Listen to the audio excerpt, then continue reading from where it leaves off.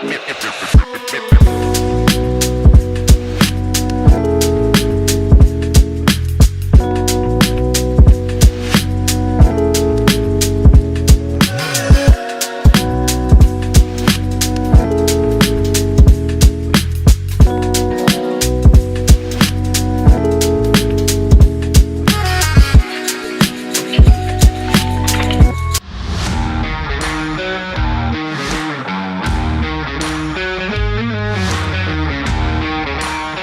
into the CHGO Bears Podcast. What's going on, everyone? Adam Hoge, Mark Carman, Greg Rags Jr. with you today. And we got an exciting show for you as we're going to be joined by our friend Nick Wright, who obviously does a pretty much outstanding job at dominating the sports media landscape everywhere. I mean, he's the biggest guy in the history of all sports media. I don't think he's ever called himself that, but I've been, prepared to call him that today. When you're not calling yourself that, you're saying that about Nick? Well, to be honest, Adam, with all due respect to you and Greg and Steven and everybody else at CHGO, I do consider myself number 2 in the entire media landscape, but I put myself behind Nick because, he's probably a little bit more successful, makes more money, has more followers.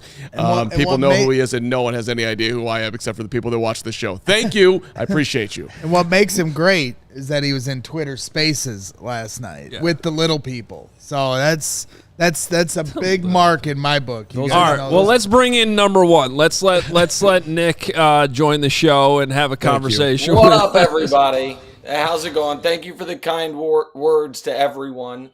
It was great, Carm, seeing you this weekend at my wedding, which was really a vow renewal, but we called it a wedding. It was actually the first wedding I'd been to, Carm, since your wedding. So, maybe, slightly different directions there, but it was wonderful to see everyone, and I appreciate you guys having me on. I'm going to sing one more Nick praise, then we'll get into all the Mahomes and Caleb and everything. Sure. But, when I met Nick, he was working in Kansas City. I believe they hired you to 610 Sports Radio below the poverty line. Is that correct? Well, no, it's worse. I was making $8 an hour hosting my own show at nights. And then when I got the big promotion to middays, I thought I did a great job fighting for, on my own behalf, a contract that paid me $23,200 a year. And after I had signed it in 2009, I got a call from HR. They're like, we've got a problem with your compensation. And I was like, no, I fought for that. We agreed to it. They're like, no, that's not the problem. The problem is it's $800 less than we're allowed to pay a full-time employee. So I negotiated my way up beneath the company legally mandated minimum. And that's when I think around the time Carmen and I met. So it's been a wild last 15 years, but nobody cares about me. No. They might care about the guy over my shoulder, or this shoulder, I guess it is, a cartoon Michael Jordan for the original Dream Team. This new Dream Team, by the way, would wash that Dream Team out, but you don't want to talk about that. And they want to talk about Caleb Williams. They want to talk about the Bears. You want to talk about whatever. So let's just do it. Don't worry about me. Okay. I was just going to say that Nick got married back then, didn't have any money for the wedding, and now he was able to throw himself a lavish wedding. Yeah. That was the point of the story. But here, go ahead, Adam. Behind the scenes, though, I will say this, Nick. I have been singing your praises for that move, and we have somebody on our staff here named Nicholas Moriano who may or may not be getting married here maybe sometime in the next, 5 years, 5 months, who knows. And we've been trying to give him tons of advice, and I said that playbook right there that you pulled was phenomenal. Well, I highly encourage it. I could do a whole podcast on that. This I do think people care about. If they just, a little life advice would be, the marriage, especially the beginning of marriage, can be incredibly stressful. And if the wedding is going to put you in massive debt, you're kind of starting from such a position of weakness. Listen, if you either have a ton of money or have a family member that has a ton of money that wants to pay for it, then it's a great party. You know what I mean? Throw it, embrace it. But if it's, hey, by doing this, we're going to instantly start our life together in a more disadvantaged position, then I strongly recommend we were planning to have the big wedding, even though I didn't have a lot of money. I'd been saving for it.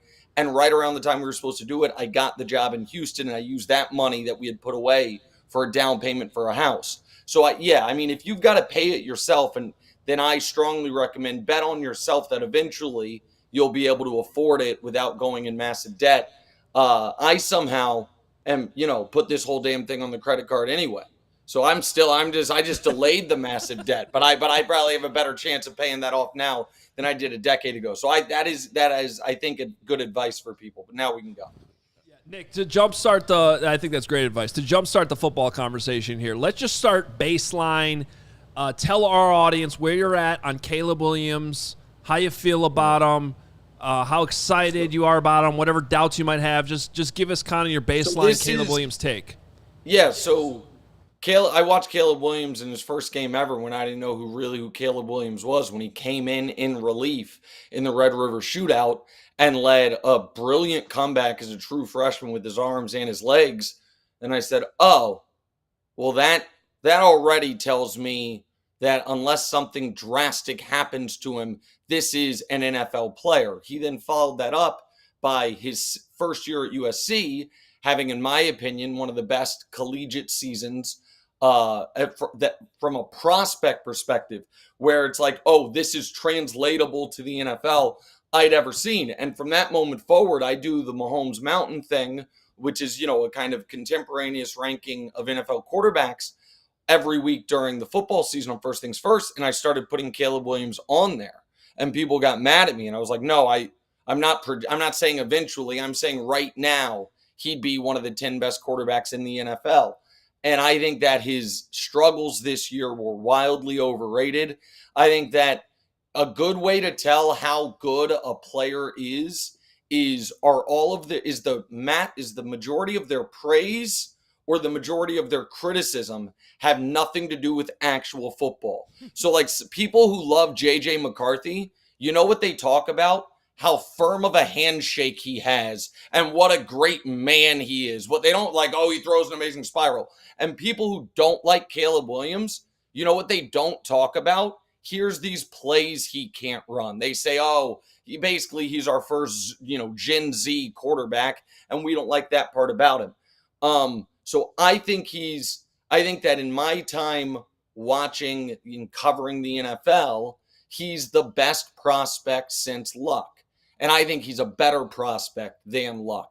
I thought Trevor was the best prospect since Luck. I think he's a better prospect than both of them. Now, obviously, Mahomes has been in there. Those guys were, Mahomes the greatest player I've ever seen. He was not a better prospect than Caleb Williams. And so that's how I feel about it.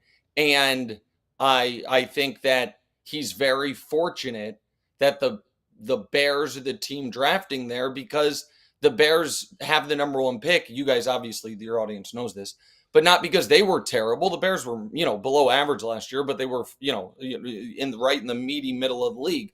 They have this because the Panthers were the worst team in football. So I think it's a great spot, a great, great spot. And I think he'll be in the playoffs next year. I'd be disappointed if he's not. I mean, when you talk about Caleb Williams' moxie, which I think is another thing that rubs people the wrong way at times, do you think that is actually a perfect fit here in Chicago? I mean, all we ever hear about in terms of the Chicago Bears is the 85 Bears.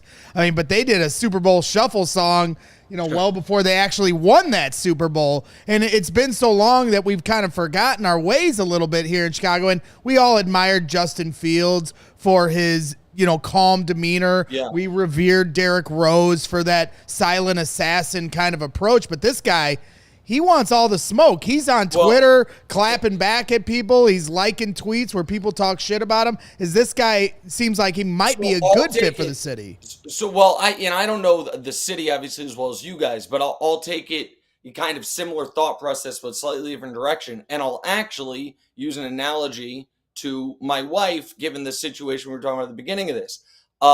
Personal anecdote here. When my wife and I got together, she already had 2 young children who I've since adopted. The reason I say that is most people, when they go into marriage, a lot of things about your spouse. You're totally blind on if they're a good parent. I was really lucky in that I actually got to know with crystal clarity what type of parent she was and how good of a parent she was. Caleb is the first quarterback we've ever had that I can think of that we know how he'll act when he's rich and famous, because he's been it for a year. He's not going to lose. Now, you might say, he seems like sometimes a bit of a prick or maybe a bit of a diva. But what's not going to happen is he goes off the deep end. What's not going to happen is he stops caring about the game. The guy already had that sweet-ass condo in L.A., was in the Heisman House commercials, was making millions of bucks, and was crying because losing hurt him so badly. So that is like a new kind of unintended consequence of the NIL world is for these top guys, you have less of a concern that the money is going to drastically change them. And so I think that's a positive. I think it's fair to say, franchise quarterback, do I want him, clapping back at people on Twitter? Probably not. But to me, that is such a minor concern. When like the other top quarterbacks' concerns are, it is J.J. McCarthy. In the biggest games of the year, the team was like, anything but you throw the football. Jaden Daniels, you weigh less than every person talking right now, including Hoge. Okay, Drake May, were you bad last year? Like, those are the questions there. With Caleb, it's like, can he be a little immature on social media? And, does losing hurt him too much? It's just a no-brainer to me. A total no-brainer. Oh, my God, he had an emotion. That's terrible. Let's do the Patrick Mahomes, Kansas City Chiefs, Bears, Caleb comparison. Obviously, Sure. It's way too tall to say that Caleb's ever going to come close to Patrick. Let me say that first. But I think it's similar in that Kansas City had Alex Smith, which is also different than Justin. But, like, the Chiefs fans had never experienced a good quarterback unless you want to count Joe Montana for a cup of coffee. Yeah. Bears fans are in this land where Jay Cutler was here for a decade, and he's still not the all-time single-season leading passing person in Bears history. And so now there's like this thing, like there's a moderate like worry that Caleb's not going to be that. When did as a guy who came out of the womb and rooted for the Chiefs and cared more about that than anything else in all your sports world, when did you realize that Patrick was that guy? And when did like the Chiefs fans sort of embrace that, oh my God, we have him? Okay, so the first time that I got because when they drafted him, I was bummed because I wanted Deshaun. I didn't think I didn't kill it, but when they trade up to get a quarterback, keep in mind before Patrick Mahomes, the Chiefs had gone 30 years without winning a single game by a quarterback they drafted. It was Todd Blackledge to Patrick Mahomes.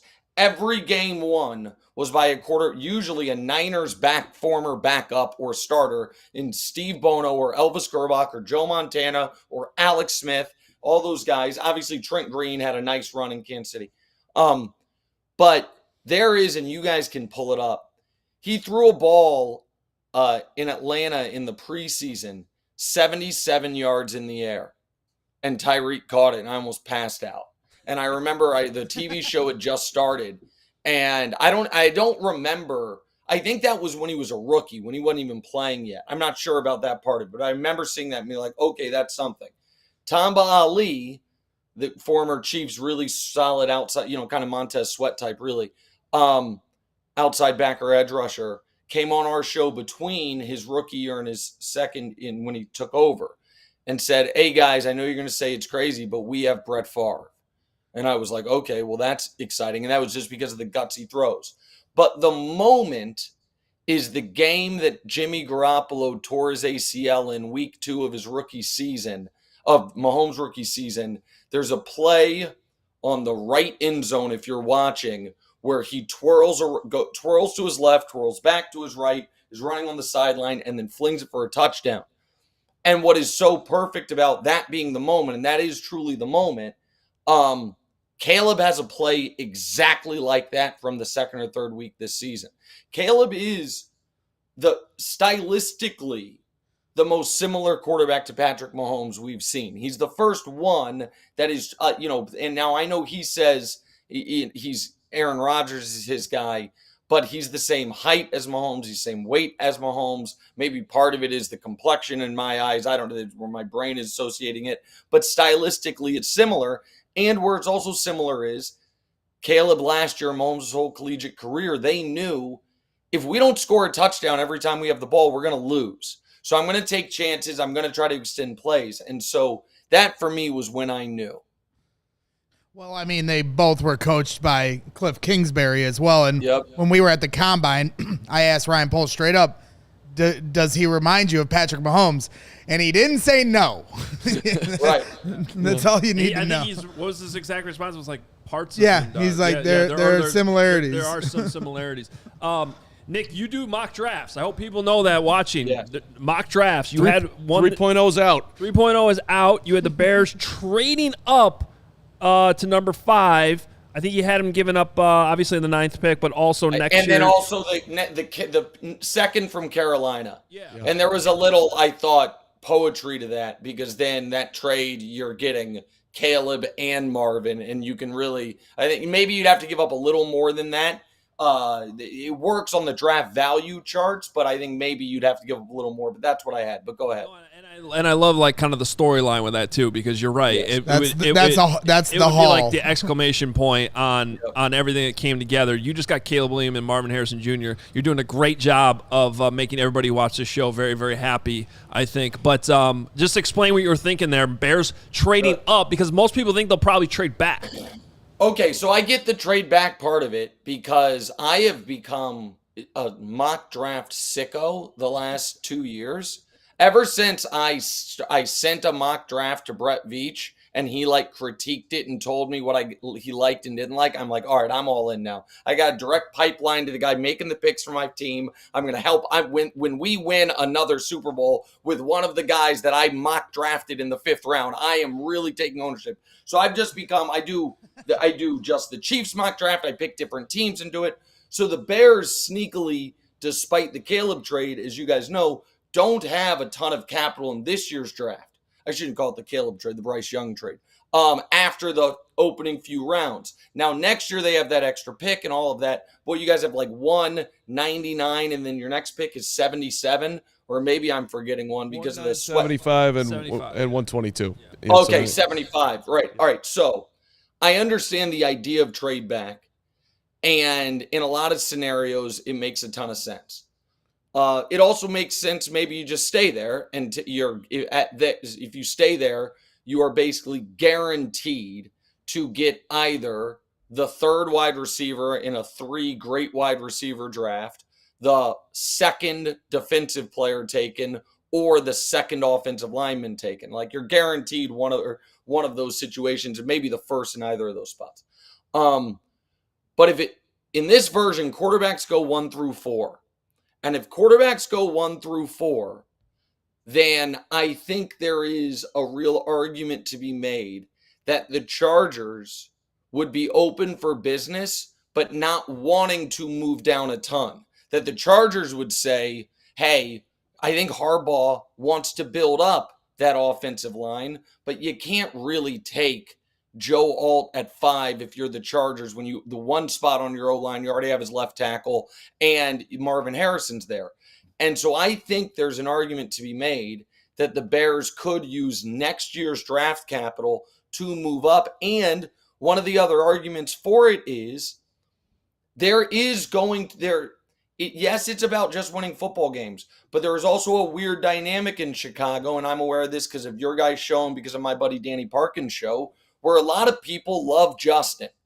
And so it is a sneaky, and most number 1 pick quarterbacks, the fans hated the quarterback there before because that's how you got the number 1 pick. So if you show anything, they're like, we're in.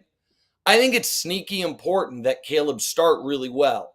And so if you want to mortgage a bit of draft equity to get him, what I think would instantly be the best wide receiving core in football, with Marvin, DJ Moore, and Keenan Allen as an overqualified 3. I think that makes sense. You can also make the argument, just stay there at 9 and get Rome Odunze, you know what I mean, and then keep that pick.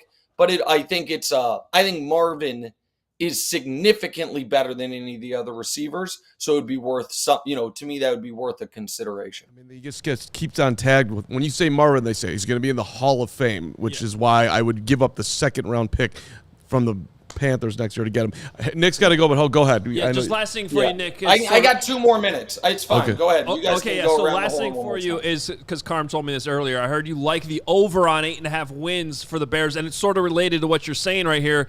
Give Caleb everything possible to get off to a good start. Where are you at on just like the Bears prospects for this upcoming season? So I think a couple things. And one is, by the way, shout out to Ronald Kreider, because he's exactly right. That was the other reason I had him do it, was the Bears 60 years ago had 2 top 5 picks and took Butkus and Sayers back to back for the greatest first round any team has ever had ever. The Ravens got Ogden and Ray Lewis in the same first round. The Steelers in, I think, 74 got 4 Hall of Famers in a draft, but they weren't all obviously in the first round. It would just be kind of a iconic thing to be able to do. Here's where I'm at on the Bears. I think they're good. And I think that there is not, I think there is a weird, Green Bay has a lot of belief for a team that no one believed in, when they woke up Thanksgiving morning. Now, give them credit for what they did from Thanksgiving morning to the end of the year. And I wonder if there's a little Detroit regression potential. And so, point is, I just think the Bears are a 10-win team. I think that if you were drafting the 3rd quarterback in this draft and you had the 9th overall pick, I'd say, well, that's worth a win. And you won 7 games last year. I think you're drafting an instant, above average quarterback. The defense was good once you added Sweat. You got money. You guys know all these things. And so I think the Bears are just in a really strong position. And I think the Packers are a touch overvalued because I don't know that I trust their offensive line. I don't know that I trust their defense at all. And I think that there might be a little bit of Jordan Love, combo between who he was at the beginning of the year and at the end of the year. I don't think it's going to be a direct progression. And so for all those reasons, I think the Bears are a viable contender to win the division. I really do. All right, Nick's got to go do first things first. Check it out later today, and so we won't talk about why he's been lying to the public forever about LeBron and really the first time when he was a Knicks fan. I wore a Jordan shirt. Buddy, hold on. I do have one question for you, and then I'm going to go. For you Jordan lunatics, I'm just curious, and this should really put you guys in the argument spin cycle, okay? I'm just curious. Yeah. Is it by your guys' math, just so I'm clear, bad for LeBron if he beats the defending champions Denver Nuggets when he's in year 21 at age 39, and then in the next round beats Kevin Durant, and then in the next round beats Luka Doncic, and then is out of gas and loses to the Celtics? By your guys' perverse losses only count in the finals math, is the best thing for him to win the finals, and the next best thing is to lose to Jokic in round 1 where no one blames him, rather than beat Jokic and lose in the finals? No, so it's funny that you say that because, hey, you're talking to Carm, Nick. If MJ had blown out his knee after the 90 season, I would be sitting here today and telling you he was the greatest player of all time. No one would agree with me, but I would be right. And I will. Okay. All right, that's not really an answer. That's fine, though. But it's not. But that is the strongest argument Nick has made on the LeBron art. I will admit that the amount of finals he's gotten to should not count against him just because he lost. In a weird way, for you, for some of this finals 4 and 6 in the finals thing, it helps LeBron that last year he got swept by Jokic. If you believe he would have been out of gas and lost to the Heat, then it's good he got swept. It doesn't make any sense. Now I really do got to go. I'm glad we got a Jordan LeBron thing in there. I'll talk to you guys again. See ya. Nick, show's the best. Talk to you later. Thanks, Thank Nicky. you. First Appreciate things it. first on FS1. In a world where there's a lot of loud TV shows out there, that is to me the best of nuanced, healthy sports arguments on a daily basis. Nick they is have as fun. good as it gets.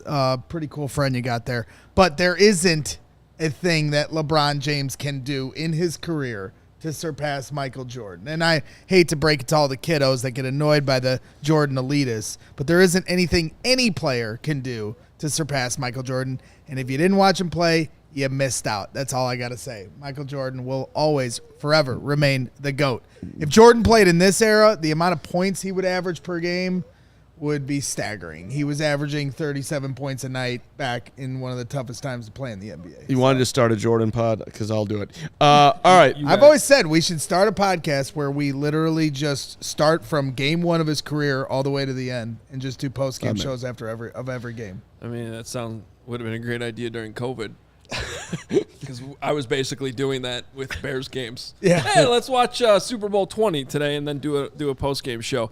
Hey, want to make sure, thanks again to Nick coming on. Great stuff as always. We got a lot more coming up here on this show. First, want to make sure you are up to speed with our new sponsor this week, Family Farms. Their culinary journey is woven with passion, dedication, and a commitment to crafting the finest bacon-wrapped chicken.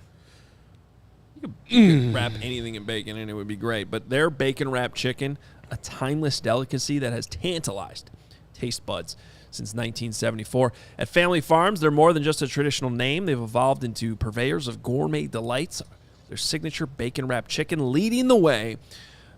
Join us on this flavorful adventure where every bite tells a story of tradition, quality, and the enduring spirit of Family Farms. And the tradition continues because now you can find Family Farms bacon-wrapped chicken even easier.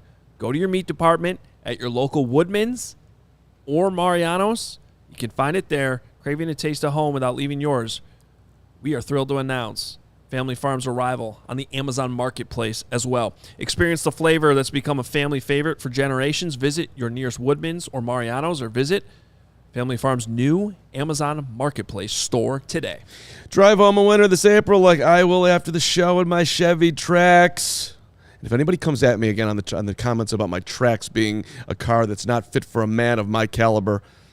Who's saying that? People are like, it's a woman's car. The Trax is a woman's car. You have not ridden in the Trax. You don't know the Trax. You don't know Trax technology. You picked me up in the Trax one day at the train station. I was very impressed with the Trax. The Trax is big. The Trax is getting it done. Grandma Trax. Bragg's Trax? I said Grandma Trax. No. Graham Trax. That's funny. But drive home a winner this April after visiting our partner, Ray Chevrolet. They're sharing their best offers of the year. Make your way to Ray Chevrolet on Route 12 in Fox Lake. Join in on the savings, one of the top Chevy dealers in the Midwest. You'll be able to shop one of Chicago's largest Chevy inventories. Plus, the perfect tailgate vehicle is there. They're offering 0% financing for 72 months on the new Silverados with over 100 available, and they also have 125 vehicles under $20,000, and you can get a free oil change at Ray Chevrolet in Fox Lake when you mention CHGO. Free oil change, all you do is mention CHGO when you schedule. Call them up, get it done there, or you can do it online at raychevrolet.com. Do it by April the 30th. Visit Ray Chevrolet in Fox Lake or raychevrolet.com. They've been serving the community since 1963. Find new roads. You know, it's very easy sometimes. I've learned this over the years doing this, that you can get kind of sucked into just your local bubble of coverage and paying attention to the same team every day, getting close to some of these people like I do in my job, and you just kind of start to believe that, okay, maybe this thing's turning around.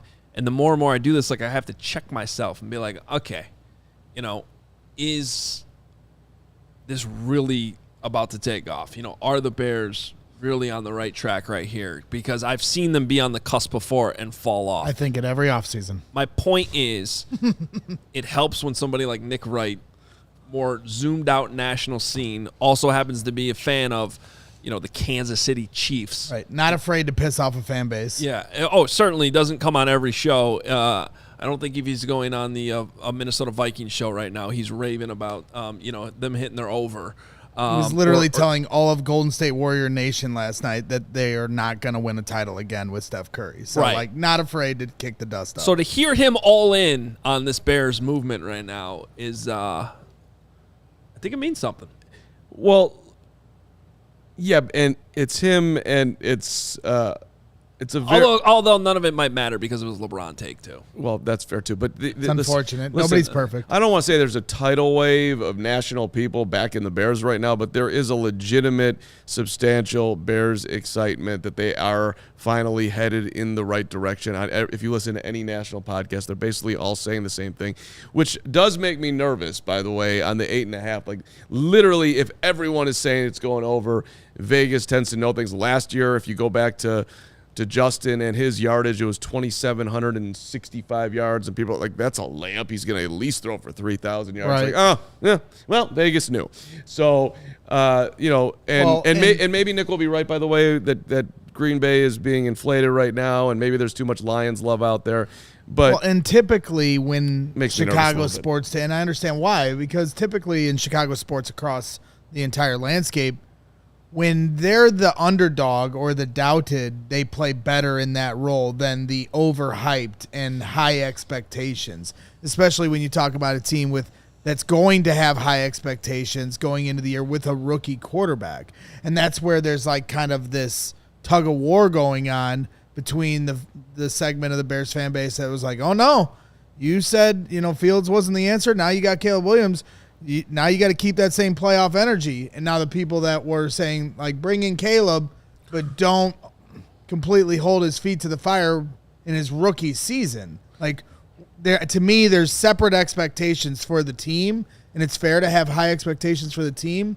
But then I think there needs to be a separate expectation for how fast Caleb Williams ascends. I think that he can be the best quarterback the Bears have ever had right away.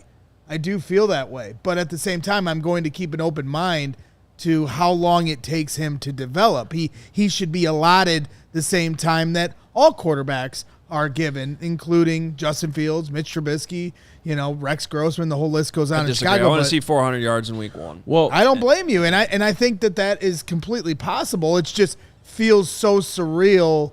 It'll feel so surreal to see that. That's why I wanted, and when it happens. That's why I wanted to hear Nick, and thanks for asking the question, Carman, is when was the moment you knew Mahomes was Mahomes?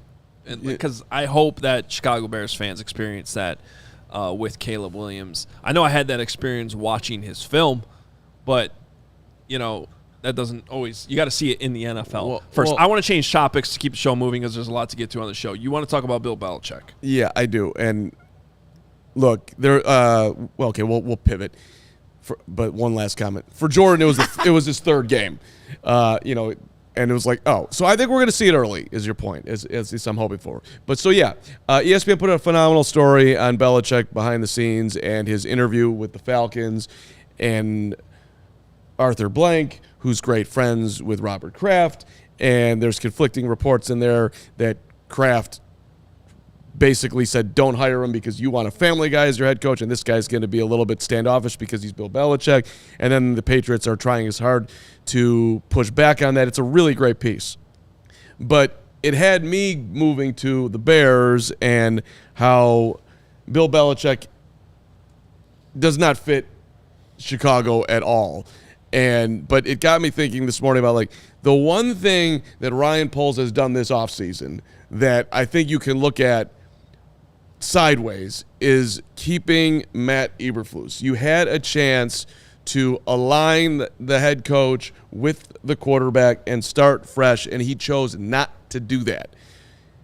And just reading that story and thinking about Belichick, and more specifically Jim Harbaugh, who's pretty damn good at developing quarterbacks and getting people to win in different ways. Right. The staff is different. Shane Waldron is here, and hopefully he'll be great and all those things. But I do wonder, at least a little bit, if Ryan Poles, Kevin Warren are going to regret the decision. I know he's got a different look, and he's got an improved coaching staff, and he's got a new running back, and he's got a new tight end, and he's got a new wide receiver. It's going to be hard to mess this up.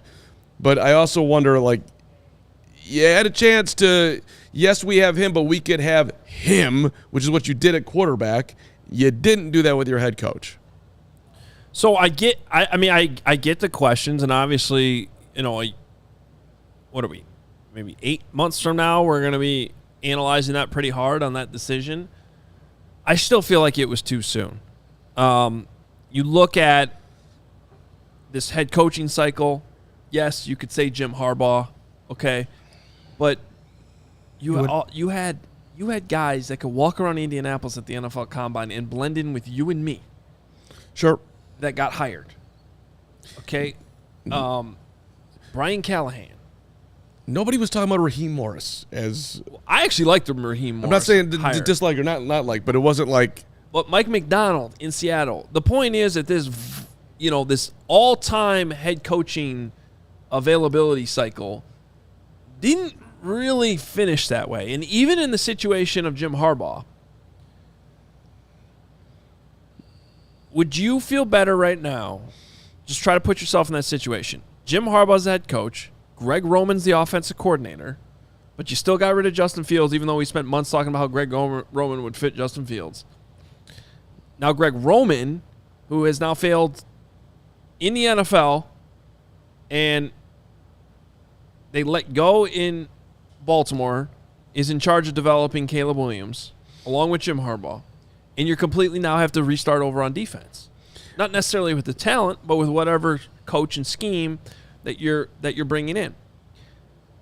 Is that a better situation than what Poles and Flus have put together where, yes, you did rebuild the offensive staff, but you made some pretty impressive hires on that side of the ball, and then you also basically haven't touched your defense for good reason because the coaching's in place. That's the one area that Flus did make a ton of progress last year. Caleb Williams is going to have one of the better defenses to work with here, where if you had restarted that, you don't know that. Restarting a whole coaching staff on that side of the ball when it wasn't needed is a very, very dangerous thing to do. So when I think about that, it seemed like it was too soon with the way that they finished last year. I agree with you. And there's no guarantee you would have gotten Harbaugh. Well, you could have. In fact, I don't think they would have gotten Harbaugh. I don't think McCaskey wanted Harbaugh. Hold on. Two things, and then take over Kirk Bragg. But look. Yes, too soon would have been totally unfair. You're tearing down, and the Bears did get better as the season went along. You also did have a lot of dysfunction on that staff.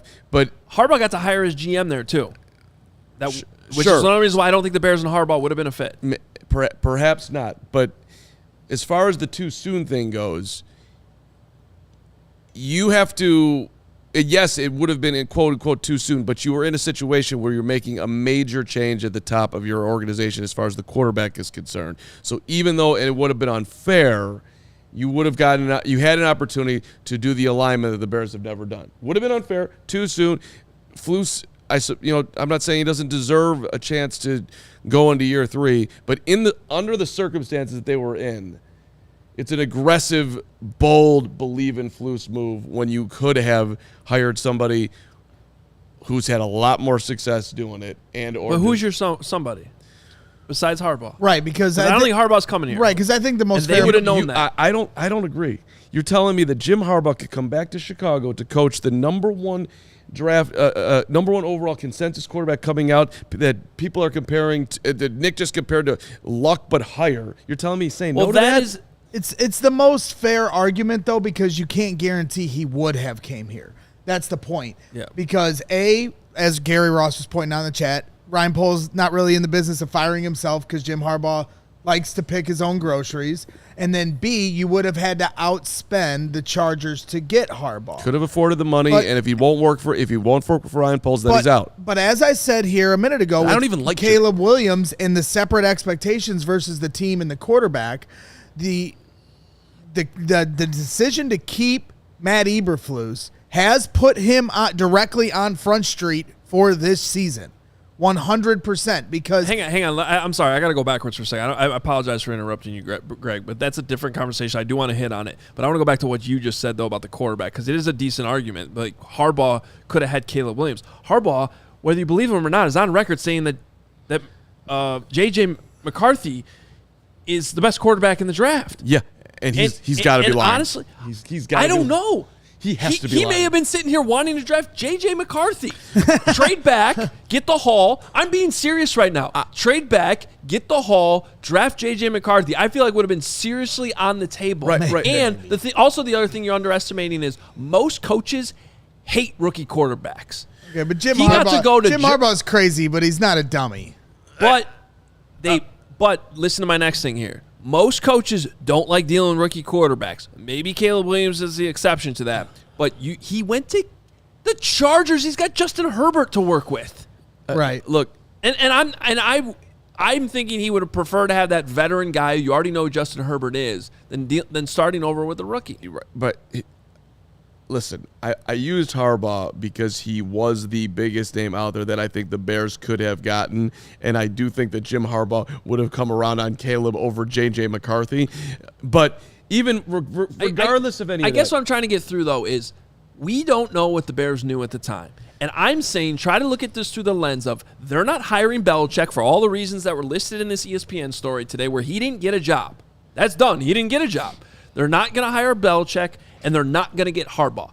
If you knew that going into it, are you 100% still firing Matt Eberflus? Because that very well may have been the situation when they met for 48 hours and they were in that room with Kevin Warren and George McCaskey. They may have known those two things.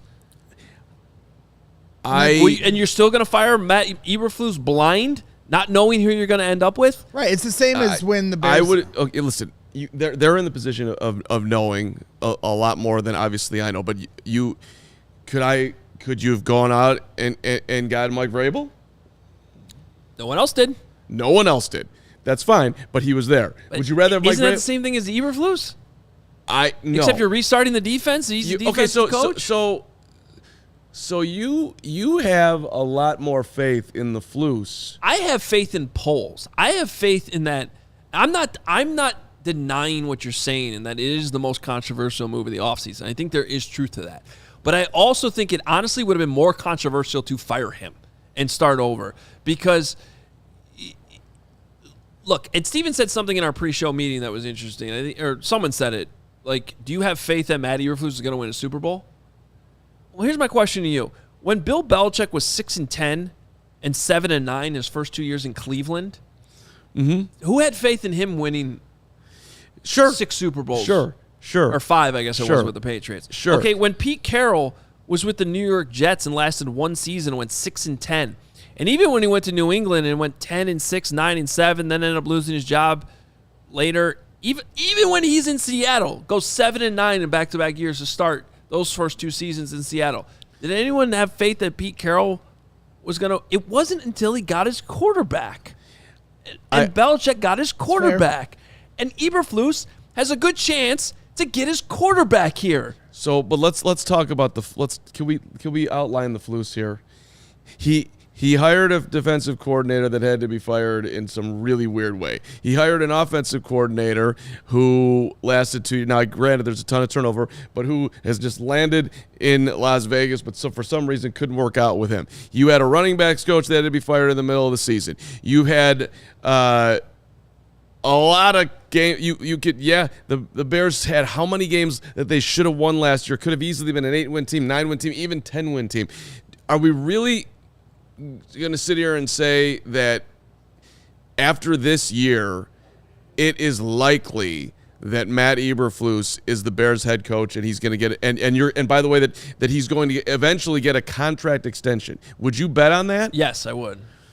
Because we all sit here for all the reasons, and we just had Nick Wright on the show taking the over on 8.5 wins. And if they get to even 8 wins, I don't think they're firing him. And I understand he's made mistakes. Yeah. But Nick Saban was Belichick's defensive coordinator in Cleveland, and it still didn't work out. I guess the point I'm trying to make is that this doesn't always go smoothly for first-time head coaches right away, and it's a different game when you have your quarterback. Right. And it's working out for these now. And by the way, there's another name we could have mentioned. Pete Carroll was available to hire. I love Pete Carroll. No one hired Pete Carroll. Yeah. Mike Vrabel. Threw that out. So to your point, though, of they shouldn't, if they win 8 games, they're not going to fire Matt Eberflus. My contention is they shouldn't. You made this decision. You didn't, reset the head coach with the quarterback. Now give this at minimum 2 years. You cannot, and that's where this whole point of expectation on this season comes into play. Fans are going to have a certain expectation. I get it. I want them to make the playoffs. I think they can make the playoffs. But if they don't overreact and let this play out for a minimum of 2 years. To me, that is the healthy approach to letting this have a chance, what they've just built here. You're rolling the dice with Matt Eberflus. Fine. I agree with you. If you had gotten rid of him, it would have only had been in the guarantee that you're getting Jim Harbaugh, which wasn't a guarantee. Same thing with getting rid of Justin Fields, only for Caleb Williams, nobody else. That was something we all said here on this show. Yep. So if you're keeping Matt Eberflus, fine, but he is directly on Front Street now to make this work, make the other side of the ball's coaching staff work. You brought in a whole new offensive coaching staff. It clearly didn't work out with the last offensive coaching staff. Those are the biggest question marks. The personnel looks right. Ryan Poles seems right. This coaching staff still is a huge question mark. To your point about situational football, never mind all the coaches that had to get fired. The situational football decision-making in this season, from the Denver game early in the season to the Browns game at the end of the season, where he's got Justin Jones in coverage on a tight end to lose the game. You said, Matt Eberflus, that you were involved in offensive decisions on short yardage and game, money on the table time decisions, and you failed at those time and again. So how much are you going to have an input now with Shane Waldron calling plays on those situational moments on short down and distance? Matt Eberflus has a lot to prove this year to all of us as Bears fans and people that cover the team, in my opinion. And GMs always get two coaches, and Poles didn't have to get rid of him now. I think he's built up enough juice where if things go sideways this year, he'll get to rework the coaching staff and have the 9 picks they have next year. And I agree with you. The margin of error is bigger now. Your quarterback theoretically is better, so your margin of error for your team should be bigger, where you can make some mistakes even as a coach and still be able to win games. But I'm where I was last year with this conversation. Like, it was going to take a catastrophic collapse for them to fire the head coach last year. And guess what? It almost happened. It was like, none of us really saw that coming, but they were terrible to start the year. The defense was horrible. The quarterback was regressing. They had their defensive coordinator resign in disgrace early on in the season. Taylor Swift was dancing on our grave. The Chiefs game was an absolute embarrassment. And guess what? He survived all that. Amazingly. And that is the one thing that I don't think. Truly amazingly. I don't think Bears fans give him enough credit for, and he is a huge reason for that. Matt Eberflus is a huge reason for that. And their players are on record, including our guy Cole Kmet, talking about that not only in hindsight, but while this was all playing out during this season. Your starting quarterback got hurt. And consistent flus. So that's a real thing that matters that he dug out of that. Now, I am agreeing with you guys. You got to keep it going here. But same thing. We're looking at better quarterback play this year, better offensive overall hope, I think, right now. A defense that did dig out of that terrible start and finished the year with many numbers suggesting they were a top 5 defense in the second half of the season. Yep. And so that all adds up to me as unlikely as catastrophic failure was last season, which almost happened but in the end didn't. It's even less likely to happen this year. So it almost seems like a useless conversation, because with everything where things are headed here, I just don't envision a scenario in which they're going to fall so short of expectations that they're like, we got to fire the coach and reset all these coaches again. To that point, if he does get fired because it went sideways, that means he really is bad. Really bad. Really bad. So, yep. Meanwhile, speaking of there, by the way, there's some Bears communications news that we'll hit before we get out of here. Yep, that's next. Prize Picks is the largest daily fantasy sports platform in North America. The easiest, most exciting way to play DFS. It's just you against the numbers. Instead of battling thousands of other players, including pros and sharks, you pick more than or less than on a 2 to 6 player stat projection. You'll watch the winnings roll in. Get in on the playoff action. You can win 100 times your money on Prize Picks. You and the world's best players take the game to a new level during basketball's postseason, which I don't know. We're in postseason now. I know they technically don't call this the playoffs, but it's games that are being played post regular season. Elimination game tonight, baby. 8:30 at the United Center. Come on out. Let's go. Triple overtime coming up. relatively cheap, actually. You can now win up to 100 times your money on Prize Picks with as little as 4 correct picks. You can turn $10 into $1,000 with basketball, hockey, and college basketball entries today on Prize Picks, America's #1 fantasy sports app.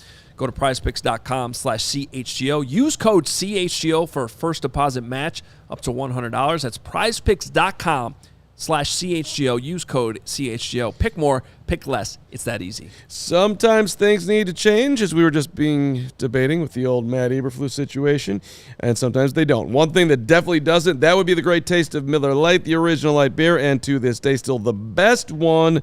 Miller Lite, more of the taste that you want, less of the stuff that you don't. It would be amazing to be enjoying a Miller Lite tonight, watching the Bulls get by Atlanta on their way to taking out the Sixers or the Heat, on the way to winning one game against the Boston Celtics if they can find a miracle. Miller Lite keeps it simple. I just made it a little more complicated. It's unbeatable quality, great taste, only 96 calories, and it's a beer that strips away everything you don't need, holds on to what matters the most, a light beer that actually tastes like a beer. No matter how much your team changes, you can always enjoy the great taste of Miller Lite. It is Miller Lite time, and it's time to get it delivered right to your door. Visit MillerLite.com/CHGO football, or you can find it pretty much anywhere that sells beer. Celebrate responsibly. Miller Brewing Company, Milwaukee, Wisconsin. 96 calories per 12 ounces. Hoge was in Milwaukee last night. Yes, I was. How'd you guys enjoy that rain out on the south side? Hell, I enjoyed watching the Cubs blow a game in extras, but I guess it's a wash. They won the game in extras the night before, but It did feel like it did. Loss. It did. No one cares. It did feel like someone was trolling me last night though, with Dylan Cease on the mound and Fernando Tatis Jr. 5 feet away from me. You had some nice seats too. Did you sneak down there? Yeah, I'm gonna give credit to one Patrick Finley. I bought $10 seats up in the Loge level, which is a great view at American Family Field. I keep calling it Miller Park. And then I actually didn't know until yesterday morning that Pat was going to be there with his family. They bought tickets because they're Padre fans down close to the Padres on deck circle, and just went down there. Little sneakage. It wasn't even much sneakage. Is baseball dying? I think baseball's dying. I was going to say, the picture you took, I was mean, like, hey, it looks dead. like Comiskey. Dude, you have two of the youngest, most entertaining teams in baseball. Granted, Milwaukee and San Diego are not the biggest markets. I get it. But they still built that stadium, and I've been in that stadium. I was in that stadium a couple weeks ago with a great crowd. And I understand it's a Tuesday night. There's nobody there.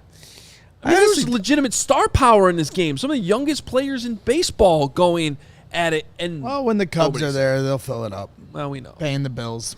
Keeping the lights on in Milwaukee. Listen, I don't want to go with the great spade of baseball, but part of me is like, how did I ever get so involved in baseball? What an amazing slider.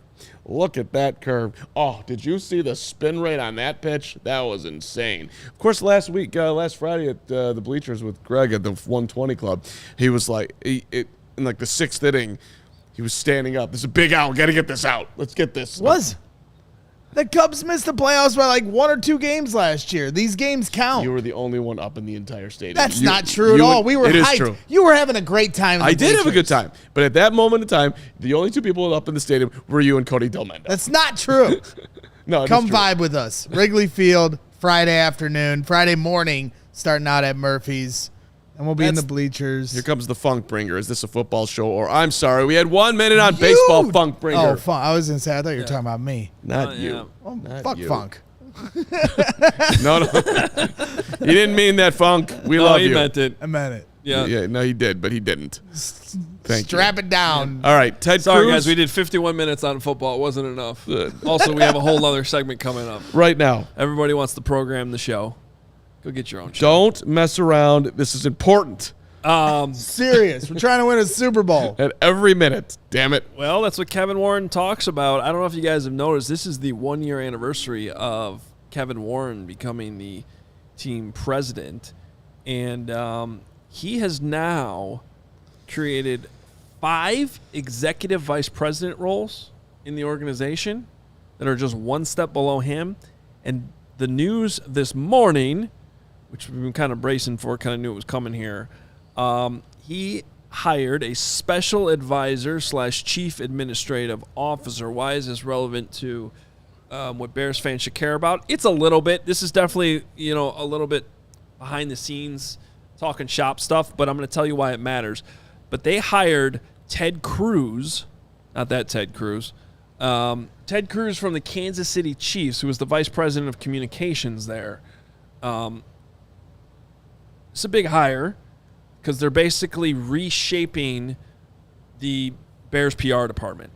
And he's going to oversee a lot of different stuff from the announcement they put out today, but part of that is football communications, which is when we start talking about Ryan Pohl's press conferences, Matt Eberflus' press conferences, general availability, how things are handled between the media and the team. And, of course, the media is the conduit to the fans, even though most fans hates us. That's fine. Should I send a letter to this guy apologizing for my future actions before we you might want get too far down the road? You might want to get ahead of the game on this one. Don't do that. So Ted Cruz was with the Chiefs for 12 years, and so he got there right when I was leaving Kansas City, and at the time it was considered a very big hire, for the record. Yeah, and I believe this is the way they're shaping this job is a step up for him in terms of it being a promotion, bigger job. I think there's going to be another hire probably made here, two kind of below him. That's going to be a more day-to-day, probably directly affecting, communication, team communications, whatever. That's all going to still get sorted out here. But this is just the latest move of Kevin Warren, while everyone, and rightly so, is paying attention to the draft, paying attention to Caleb Williams, paying attention to all his football stuff. In the last month, because I remember like 3-4 months ago being like, Kevin Warren really hasn't done much yet. And he kind of said that when he got the job. His focus was going to be on the stadium in the near future, and he was going to, kind of observe. He was going to meet with every employee. And now we've started to see changes, and we've seen a lot of new positions created. We've seen more diversity. He's hired a lot of women. He's hired a lot of minorities. And I'm not going to pretend to know everything about all these people that he's hired, but it does seem like he is bringing the Bears into this century of NFL, which I don't know if you noticed happens to be the biggest sport in the world, and billions and billions and billions of dollars at stake, and a giant stadium project on the way. It's just interesting to watch all this unfold now exactly a year in. Yeah, you can see the Kevin Warren impact in huge places, like the stadium situation. All of a sudden, Chicago's got a big-time shadow, and now, I mean, this is not someone who's a lot of fans are going to be paying a whole lot of attention to after today, but it's a significant change. I always wonder about how this is going to impact us. Are you going to make your players more available now? Will that be a thing? We obviously hope that is a thing. But the NFL has, just more and more teams, the league, the whole thing are just trying to control everything. So I do wonder, what actual impact this will be for the media side of it, and then for those of you, everybody who's watching the show and every other show out there, like how much this will change what the Bears allow people to consume versus trying to keep it all in-house.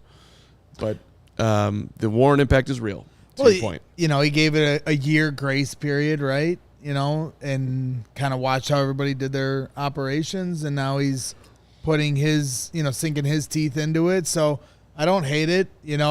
This guy's got a bigger picture perspective on things. You saw the impact he had on the Big Ten, from a marketing and financial standpoint. And, you got UCLA and USC joining the Big Ten here coming up this year. Is it just them, or Oregon and Washington as well, right? So, and then the big deal they had with Fox, so this is what he's going to try to bring into the Chicago Bears organization, and I'm here for it. Ho, you get any advice for somebody, the Bears, in this changing situation, what they also could add? Like, what do you mean? I don't know. Like, I would like to become a part of game operations and try to entertain the people with some, Carm level activities during timeouts. That'd be one thing. You got any, It's a Carm level activity during a timeout. I don't know. I would run Sing songs. We could have a sing along. That'd be sweet. Sing about Tyson Bagent. Take a pee. That would be a good one. Like you could set up 3 urinals at the 50. 3 people run in there. How quickly can you fill up a canister to that level and get out? And the winner gets, something like, season tickets. And you could have a thing on the board and it would show the flow gasket situation. Tubby, you would be entertained by that? That'd be great entertainment. I'm going to interrupt this for a $100 super chat. The look of disappointment on Hoge's face. We had a very sorry, Steven. We had a nice segment planned of what's your favorite move that Kevin Warren's made, what's your least favorite. Carm's talking about toilets at the 50. Yes, go ahead, Steven. $100 super chat. D-Tech Nation, thank you. Bulls has a 40,000-foot view of the team's future. Warren is dedicated to keeping the Bears in Chicago, amazing at using leverage. And Flus 2.0 already feels like a new, reinvigorated head coach. Bright days ahead, boys. Bear down. There we go, D-Tech. D-Tech. Hey, I feel it. Busting out the C-note. There's no reason to not be overly optimistic about the team right now. Until they give you a reason not to. Ryan Poles. Right, we're not to week 1 yet. Right. The offseason is the season of dreaming, and nobody dreams better than Chicago Bears fans. Remember last year? Yeah. I mean, remember that week 1 game? Remember our tailgate before the Packer game? Yeah. Good time. The hype going into the season. Yeah. I mean, from all of us, Carm was the most tempered of expectations, and even with Carm, when we went through 7 wins. Right, he did. He's so smart.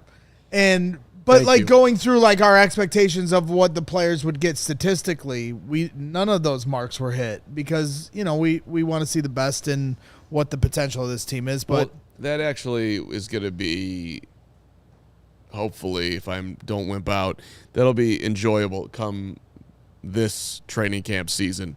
Because last year, I don't know if you guys are aware of this, but some of the fan base was a little bit sensitive about the old quarterback situation and how good the Bears were going to be.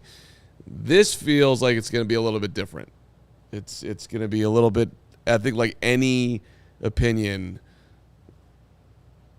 there's going to be a lot of variance, I believe, within the fan base is how well they're going to do this year. Some people are going to be skeptical of the Caleb situation. Some people are going to be overly optimistic. How good can Keenan and DJ be together? That seems amazing. It's exciting. It'll be a fun summer to talk about it all. It's going to be, the Bears are the story of the NFL, man. All right, let's get to more super chats. And Guy Finley says, welcome to the Meatball Meltdown Hour. This is where Love we're the headed. Meatball Meltdown Hour. It's a great hour. It's a great hour of the day. I didn't suggest the toilet. Somebody else he suggested it, and I just leaned into it. I would put hoops up there or a football throwing contest. Let's get some, let's get some competition flow. Again? Let's get Hoge out there. Why? Why are we doing the competition? Because fans need to be entertained at all moments. Have you ever been to a Bulls game? Was they just dump popcorn everywhere? Yeah. Your boy Boogie499 says, someone tell Nick he has the best show on FS1. Him, Wilds, and Brew are hilarious with great insight. Great guest from CHGO. Fire emoji. Also, happy birthday, Hoge. Thank you. Thank you, Boogie. Appreciate you, YBB. Do we call him Brew? Is that a thing? Broussard? Broussard, yeah. Brew, I didn't know that people actually call him Brew. YBB does. Yes. Nick calls him Brew. Okay. Nuke. $4.99. Matt Nuku. Nick Wright is a genius. Love his takes, minus the MJ LeBron take. LOL. Listening to him makes you a smarter sports fan. That's a true story, Nuku. And for the record, he grew up a Knicks fan. MJ ruined his life, and that's why he became who he's become. Oh, that actually explains it. I don't know. Are we going CEO there or CO? Snow Gang 499. We are going to make the Super Bowl this year, especially if we can snap up Marvin Harrison Jr. or Rome Odunze. Like I said before, I said it on the show yesterday. I was talking with some friends this morning. I would not trade up for Marvin Harrison Jr. I wouldn't advocate for Poles to do it. But if he does do it and the Bears walk away with Caleb Williams and Marvin Harrison Jr. 8 days from now, I will be doing cartwheels and literally jumping into the crowd and crowd surfing on Thursday at Joe's on Weed Street. And Friday. Let's sell it out. I'm terrified of that happening. Yes, tickets still available Friday. Come join us. It's going to be a great time. Grunt for Stallone. Love CHGO. Hoge, Carm, Braggs. Nick, always make my day. Love the show. Thank you, Grunt. Grunt. What else we got here? Can you name the movie where the Grunt was in, where the dog's name was Grunt? Anybody? First rated R movie that I've ever seen. No. Papa Fred walked up to the guy and was like, Anyway, Alex Deno, $10. Idea, hire Tom Brady as a quarterback coach / consultant to coach Caleb. I'd love it. great idea. That's what they need, more coaches on that offensive staff. What's in this movie that a 10-year-old should see? Well, sir, there's nudity and profanity. We'll take 3 tickets. That was good parenting. I need like legitimate psychoanalysis on getting through Super Chats with these two, Steven.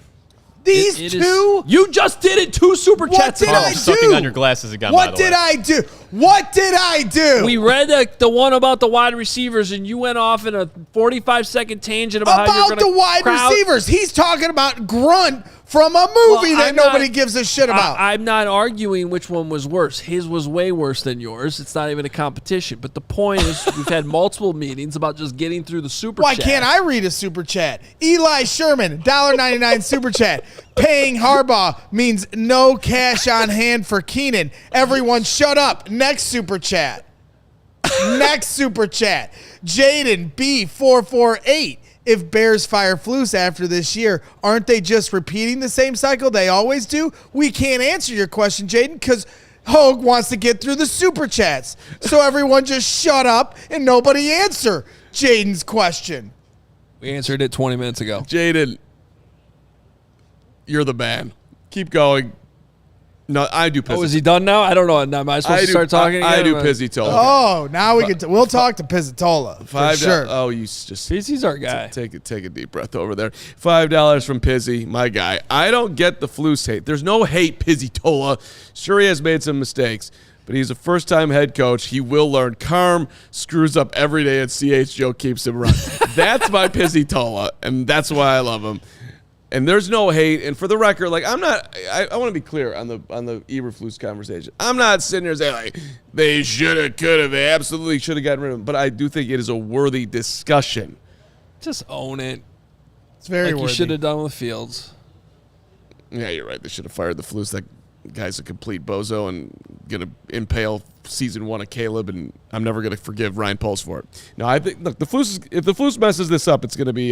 This is next gen Flus. You guys have nothing to worry about. The Flus has got this. Come on, Flus.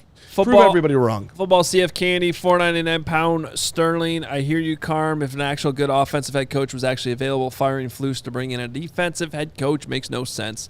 Ben Johnson went back. Thank you, CF Candy. Is this a new one? Yeah. Another $4.99 pound sterling from Football CF Candy, firing a defensive head coach for another one to develop a QB equals the definition of insanity. Now, if Shanahan McVay was available, 100% Belichick, Vrabel, then no. Yeah, that's right. I'm with you on that all. It just that would not have made Makes sense. sense. Great. Well said there, CF Candy. Don't say well said. Just read the super chat. And then firing Greg Braggs makes a lot of sense. Yes, I agree with that one too. The great super chat there. $1,000 from Mark Carman. That was fantastic. Cornelius Pryor, $199. I'm sure these women and minorities are qualified. Cornelius, good to see you. And he's not hiring any idiots. You're absolutely correct. And by the way, shout out to our new diehards. you First know who up, was an idiot? Me yesterday announcing on the show that I parked illegally and my wife was watching. And then I proceeded to walk out to my car with a parking ticket on my windshield. She was not thrilled. how did that go from there? Well, you screwed that up twice. Yeah. Are you saying you would have hid the parking ticket from your wife? No, of course not. But, So why did you say you hate me on Twitter? I blame you for because you were the reason I got the parking ticket because you brought the bad mojo. I wouldn't have got it if you hadn't said anything. First of all, Hold on a second. Is that what you think happened? Yes. If you hadn't said anything, I would have never got a ticket. In fact, you probably called somebody. That's psycho behavior. Hoge, you're gonna really psycho appreciate behavior. Hoge, you're gonna really appreciate this moment in time because I think he is being serious. I am He serious. is too. Okay, Yeah. dude, did you read the ticket? Yeah, because you don't read. I forgot about that. The ticket that was on your windshield for $70 was the ticket that I got yesterday, and I put it on your windshield. Yes. I was wondering. Yes. You did not get a ticket, you dumbass. You did read it. motherfucker. I did read it. I told Jenny it made no sense to me because it said 10:18 a.m. I was like, I wasn't even parked until 10:30. Did you read the license plate on the ticket? Was it your I license didn't plate? read the rest of you know it. What? I credit to me because because literally I was thinking this guy is dumb enough that if I put this ticket on her, he'll probably pay it for me. He'll probably. You shouldn't have said anything. We were literally going to pay it today. You would have paid my damn ass ticket. You should have let it go. I should have let it go. He would have paid the $70. This motherfucker. You know what? I'll pay it anyway. I'll pay it anyway. Because when you said I hate you on Twitter, I thought you got that I put the ticket there. No, But you didn't get it, and that is amazing. I didn't. I was telling Jenny, I'm like, it says 10:18 a.m. I was like, that's crazy because I didn't park until 10:28 a.m. Right. I pulled up at the Panera on Canal at 10:17. And that was the other thing I was wondering. Shithead, I got a ticket, and the other two cars that were also parked illegally next to me didn't get a ticket. Right, I'm like, what the? How do I get one and the other cars don't get one? because I was like, he should be able to figure out that nobody else here has a ticket, that this is a prank. But he didn't because you're you. But did you park illegally? Yes. You should have gotten a ticket. No. They should leave See, those. Jenny, They should look leave, at what this guy does to us. They should leave those. He spots brought stress upon our household yesterday. Me and you. He's That is- attacking us, that is Jenny. low-key I know hilarious. you're watching. That they got in a fight over the ticket that wasn't real. I mean, I feel like minorly bad, but not really. No, it's part of the prank. Not really. It's way more on him not figuring it out than it is you putting it on. Because like first alarm bell would have been, wait, I wasn't parked at that time. Okay. Second, so I would immediately been thinking about, okay, how do I appeal this? Because you can't appeal and win those, by the way. Two, then I would have checked the license plate, which evidently you didn't do. I wouldn't know what my license plate is anyway. What's your license plate, Hoge? I'm not saying it live on the You show, know it but off I the know top it of starts your with a head? B and a bunch of numbers. Yeah. I know somebody else that starts with a B. I for the record, I could have gotten away with this. He would have paid it, but for the content, that was worth it. All right. Led Floyd in the chat. Take the L-shaped L, Brad. Good one. Go. That's All good. right. You're good. Carman You. for the W. You're good. I feel so much better. All right. Now we can go. That was amazing. Come to the giraffe party Friday night. Dalton and the Sheriffs. Don't Live park show. illegally. Corey Wooten will be there. Go to allchgo.com/events. Presented by Circus Sports and Casa Azul. Joe's on Weed Street. Let's go. Let's fill up that Friday night slot. Have a lot of fun. Like Hoge was saying, we're all going to be hanging out, watching Dalton and the Sheriffs afterwards. So, with everything going on between Thursday and Friday, obviously Saturday is still more draft, but have a little more time to hang out with us. And you have a chance to meet Gary Fensick and get an autograph from him, from the guys over at Collector's Cave. We appreciate them bringing him out. And hit up their website at makesigningsfunagain.com. They have some great Chicago sports memorabilia for really, really good prices, affordable prices on there. So check those things out while you can. But come out for the Friday night. Thursday completely sold out, but Friday night we'll keep the celebration going for the start of the Caleb Williams era. Also, join us in London, truefantravel.com. Deposits now. Come join us. We're going to have a great time out there for a week long, and the deposit secures your spot with us. We'll figure out the details later as we keep telling you, but it's going to be a great week. Last super chat of the day goes to D-Tech Nation, $10. Even in the depths of despair, the first 4 games of last year was, okay, let me start over. Even in the depths of despair, the first 4 games of last year were the no longer bald man himself, Brian Urlacher, said he believes in Flus and thought he was the guy. I believe. There you go. I mean, he never changed his opinion on anything. There's Urlacher right there. Look at that. My guy. And some Miller Lite. I love Miller Lite. I had a Miller Lite last night. Do you have any highlights? No, I didn't go highlight. You know they sell brandy old fashions at Brewers games? That's amazing. If I didn't have to drive home, I would have partaked. But no, I just went Miller Lite, hung out a little bit. Any idea how much the brandy old fashioned was? It was like there's a small and a large. The small was $10.99. The large was $13.99. Charging $7 for a water though is ridiculous. It's offensive. Yeah. People shouldn't do that. It's bad business. All right. Thank you to Nick Wright for coming on the show today. Great stuff with him. Thank you to Mark Carman for giving us one of the show's best moments of all time. And thank you to Greg for not reading to allow that moment to happen. We are out of here. We'll be back tomorrow. Trevor Sikkema from Pro Football Focus. He is their lead draft analyst. He's going to join us tomorrow to break down a bunch of prospects. Don't go anywhere. Tomorrow's a heavy draft show for you. Noon, right here, CHGO. We'll talk to you then. We all silly like the mayor.